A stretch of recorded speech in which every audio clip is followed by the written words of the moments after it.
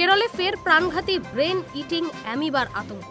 রাজ্যের স্বাস্থ্য দফতরের সর্বশেষ পরিসংখ্যান অনুযায়ী এই বছর এ পর্যন্ত ৬৯ জন আক্রান্ত হয়েছেন এবং অন্তত ১৯ জনের মৃত্যু হয়েছে। গত বছর একই রোগে ৩৬টি ঘটনা এবং ৯ জনের মৃত্যু হয়েছিল। ফলে সংক্রমণের হার কার্যত দ্বিগুণ হয়ে দাঁড়িয়েছে। চিকিৎসকরা জানিয়েছেন, রোগটির নাম প্রাইমারি অ্যামিবিক ম্যানিঙ্গোফ্যালাইটিস, যা ন্যাগলেরিয়া ফাউলারি নামের একটি অ্যামিবার কারণে হয়ে থাকে। এটি মূলত গরম ও স্থির মিষ্টি জলে জন্ম নেয় এবং নাক দিয়ে শরীরে প্রবেশ করে মস্তিষ্কে পৌঁছায়। লক্ষণগুলি দ্রুত বাড়তে থাকে। জ্বর, মাথা ব্যথা, বমি, বিভ্রান্তি থেকে শুরু করে খিঁচুনি ও কোমা পর্যন্ত দেখা দিতে পারে। সংক্রমণ বেড়ে যাওয়ায় স্বাস্থ্যকর্মীরা সতর্ক বার্তা জারি করেছেন।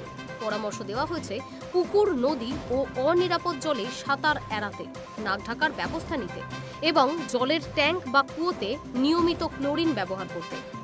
চিকিৎসার ক্ষেত্রে মিল্টাফোসিন নামের একটি ওষুধের পাশাপাশি অন্যান্য অ্যান্টিফাঙ্গাল ওষুধ প্রয়োগ করা হচ্ছে। কেরালায় প্রায় ২৪% পৌঁছেছে রোগীদের বাঁচার হার, যা বিশ্ব গড়ের তুলনায় তুলনামূলকভাবে বেশি। তবুও রোগের দ্রুত বিস্তার এবং মৃত্যুহার স্বাস্থ্য দফতরের কাছে বড় চ্যালেঞ্জ হয়ে দাঁড়িয়েছে। রাজ্য জুড়ে হাসপাতালগুলিতে বিশেষ চিকিৎসার শিবির চালু করা হয়েছে।